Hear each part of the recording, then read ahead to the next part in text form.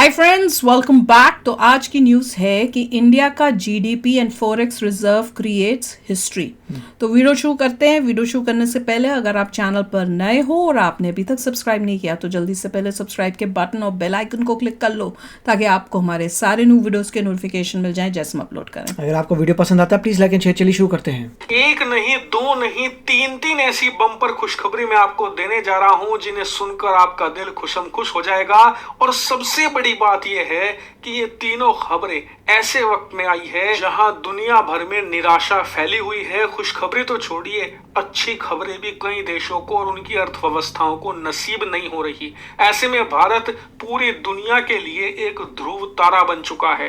ये बात मैं नहीं कह रहा हूं, दुनिया कह रही है। पहली खबर से शुरुआत करते हैं। जैसा कि आप स्क्रीन पर देख सकते हैं, रिपोर्ट आई है कि आने वाले एक डेकेड में यानी कि आने वाले 10 सालों में दुनिया की जितनी भी इकोनॉमिक ग्रोथ होगी उसका 20% सिर्फ भारत से आएगा। इतना ही नहीं, इस रिपोर्ट में बताया गया है कि आने वाले कुछ ही समय के अंदर भारत का तीसरी सबसे बड़ी अर्थव्यवस्था बनना निश्चित है। लेकिन भारत तीसरी अर्थव्यवस्था पर नहीं रुकेगा बल्कि नंबर 2 के लिए तगड़ा कंपटीशन देगा। और सबसे खास बात, चीन अमेरिका के बहुत ही ज्यादा करीब पहुंच जाएगा अर्थव्यवस्था के मामले में सिर्फ 10 सालों के अंदर। और बात सिर्फ यहीं पर खत्म नहीं होती।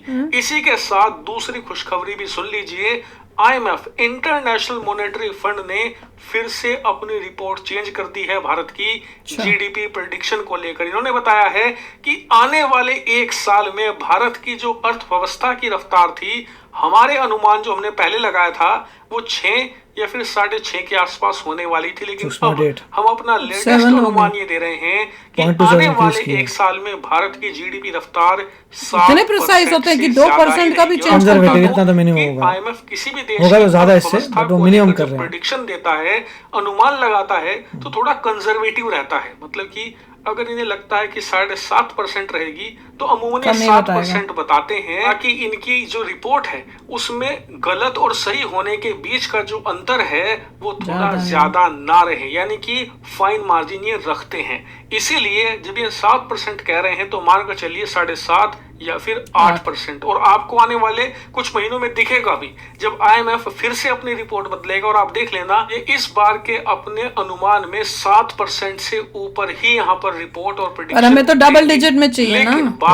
10 साल में अगर करना 14% चाहिए। जीडीपी को लेकर है, लेकिन जो भारत के खजाने को लेकर तीसरी बड़ी खुशखबरी आई है ना, उसे देखकर आप कहोगे कि यार भारत का खजाना कहीं पागल तो नहीं हो गया, क्योंकि ये पागलों वाली रफ्तार है। कोई भी नॉर्मल देश का खजाना इतनी तेज रफ्तार से नहीं बढ़ता और इसीलिए दुनिया हैरान है। लेकिन हैरान क्यों है, चलिए उसका कारण भी जान लेते हैं। ये भारत का टाइम है कि अब से 1-1.5 महीने पहले की बात है, भारत का खजाना 650 बिलियन के 690 हो गया ना। कभी 645 पर आ जाता, कभी 650 पर, एक बार को तो 640 पर भी चला गया था। लेकिन पिछले 1.5 महीने में ऐसी रफ्तार पकड़ी कि ये 684 बिलियन डॉलर पर चला गया है। और पिछले हफ्ते इसने एक और शानदार उछाल ले ली है, करीबन 5.25 बिलियन की। और इसीलिए आज ये खजाना पहुंच चुका है 689.2 बिलियन डॉलर पर, यानी कि लगभग 690 अरब डॉलर को ये छू चुका है। और सिर्फ अब 10 बिलियन डॉलर दूर है 700 अरब डॉलर के ऐतिहासिक मार्क से। जी हाँ, 700 अरब डॉलर का जैसे ही आंकड़ा छुएगा, भारत एक ऐसा अनसुना इतिहास बना देगा जो आज तक हमने पूरे अपने इतिहास में कभी नहीं बनाया। और इसीलिए दुनिया भर में चर्चा हो रही है, क्योंकि 700 बिलियन डॉलर का फॉरेक्स रिजर्व होना कोई आम बात नहीं है। क्योंकि अगर आप भारत के जितने भी पड़ोसी देश देख लें, सिर्फ चीन ऐसा देश है जिसके पास भारत से ज्यादा खजाना है, वरना कोई भी ऐसा देश नहीं है जिसके पास भारत का देश है। मैं आधे की भी बात नहीं कर रहा हूं, 10% यानी कि 70 अरब डॉलर का खजाना भी किसी के पास नहीं है। उदाहरण के लिए आज की तारीख में आप बांग्लादेश, पाकिस्तान, श्रीलंका, कचरे देशों से क्यों करेंगे, भूटान, मालदीव, इन सब तो सभी बेकार देशों देश का खजाना जोड़ भी लें चाइना का तो कितना ये है? मुश्किल से 50 बिलियन डॉलर के हमें देखना चाइना का, USA का। यानी कि भारत के खजाने का यूएसए का तो मतलब नहीं 4-5% बनता, ही है यूएसए का इन डॉलर तो तमाम रख रहे देशों हैं। के पास। इससे आप अंदाजा लगाइए कि भारत का खजाना कितना विशालकाय रूप ले चुका है। दुनिया इस बात का अंदाजा अब लगा रही है कि अभी तो भारत में ढंग से इन्वेस्टमेंट नहीं आया, ढंग से भारत ने अभी एक्सपोर्ट करना शुरू नहीं किया। अब से 5-6 सालों के बाद जब भारत अपने एक्सपोर्ट और फॉरेन इन्वेस्टमेंट के पीक पर पहुंचेगा, तब भारतीय खजाने का क्या हाल होगा, ये तो कई ट्रिलियन के पार चला जाएगा। लेकिन यहाँ पर मैं भारत सरकार से एक छोटा सा विनम्र निवेदन भी करूंगा कि इतना विशाल का खजाना है, इसमें से थोड़ा सा निकाल कर हमारी वायुसेना और हमारी थल सेना को दे दीजिए। बहुत पुराने थोड़ा सा क्या हथियार हो करेंगे चुके वो हैं, खासकर की वायुसेना की तो हालत बहुत खराब है। वेपन्स खरीदेंगे उन्हें ज्यादा नहीं 5-10 अरब डॉलर भी हम दे देंगे तो आने वाले 10 साल हमारे सिक्योर हो जाएंगे। देखो भैया, अपने आस पड़ोसियों के साथ तो हमें कंपेयर करना है ही नहीं, उनको तो हम बहुत पीछे छोड़ आए हैं।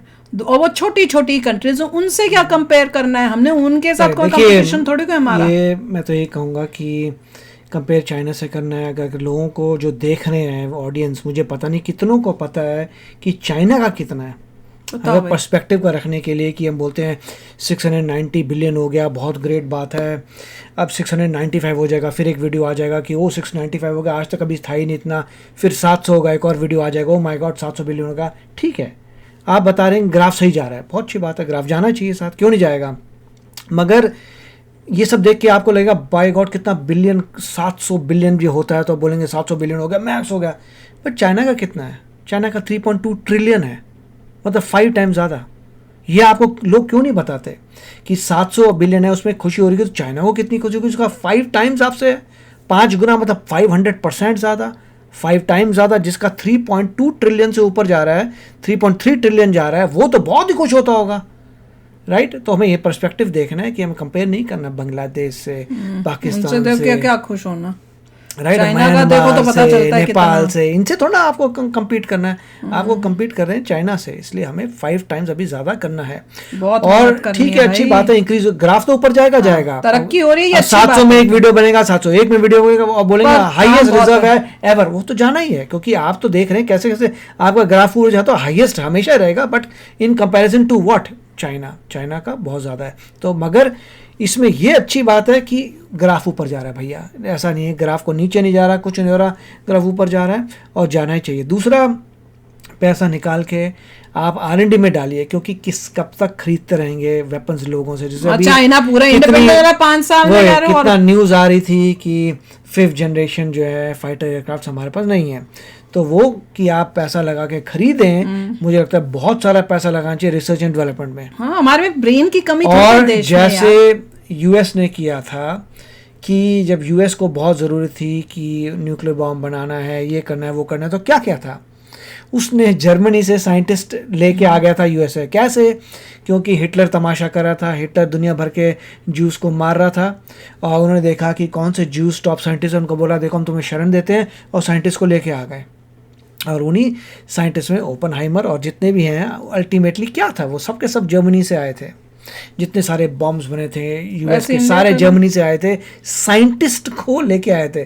सिमिलरली इंडिया को बोलना चाहिए कि हम R&D में दिमाग लगा रहे हैं। लोगों को बोलो कि अगर कोई साइंटिस्ट कहीं पर भी है, उसे बोल देख भाई तेरे को पैसे की कमी पड़ रही है, तू अपना नहीं बना पा रहा, जो तो नहीं तो एक्सपेरिमेंट्स कर पा रहा, हम तेरे को फंडिंग देते हैं, जैसे यूएस करता है। यूएस क्या करता है, जितने भी ब्रेन ड्रेन होता है, वो ब्रेन ड्रेन क्यों होता है? वही बोलने वाली थी, मैंने कहा हमारे यहाँ तो भारत में उल्टा हो रहा है कि लोग जो ब्रेनी हैं वो छोड़ के यूएस से या दूसरे देश जा रहे हैं, क्योंकि यूएस किसी भी तरीके से अपनी एड्स से या कहीं से भी इतना उन लोगों को अट्रैक्ट करके बोलता है देखो तुम ये करना चाहते हो, आ जाओ मेरे देश में, मैं करने तुम्हें देता हूँ, आ जाओ, तुम्हें ये काम चाहिए, ये काम मेरे यहाँ पे काम मिलता है, अगर तुम्हारे देश में तुम्हारी कदर नहीं है, तुम्हें काम नहीं देते, हम तुम्हें देते हैं। तो ऐसे लोग वहाँ चले जाते हैं। इसीलिए इंडिया को भी करना चाहिए कि हमारे पास बहुत पैसा है, हम जो है लोगों को अट्रैक्ट करेंगे, एड्स डालेंगे, अपने कॉन्टैक्ट से बात करेंगे। तुम रिसर्च अगर कर रहे हो 5th जनरेशन एयरक्राफ्ट में और तुम कहीं अटक रहे हो, तुम्हें ज़्यादा फंडिंग चाहिए, तो और फ्यूचरिस्टिक 6th जनरेशन बनाना है, तो पैसा नहीं मिल रहा, फंड हम तुम्हें फंड देते हैं, आ जाओ हमारे यहाँ बनाओ, तभी होगा और तभी हम आगे बढ़ेंगे। और किसी को बोलो अगर कोई कंट्री डूब रही है, कोई परेशान हो रही है, जापान डूब रहा है या कोई भी डूब रहा है, उसे बोलो डूब रहा है तो हमसे कोलैबोरेशन कर ले और बना ले। अगर वो बोलते हैं कि जापान बोल रहे हैं कि हमें तो है अपना स्पेस में भेजना है, एयरक्राफ्ट नहीं भेज पा रहे, ओके हमारे से कोलैबोरेट करो, बदले में 5th जनरेशन एयरक्राफ्ट की टेक्नोलॉजी हमें करनी पड़ेगी।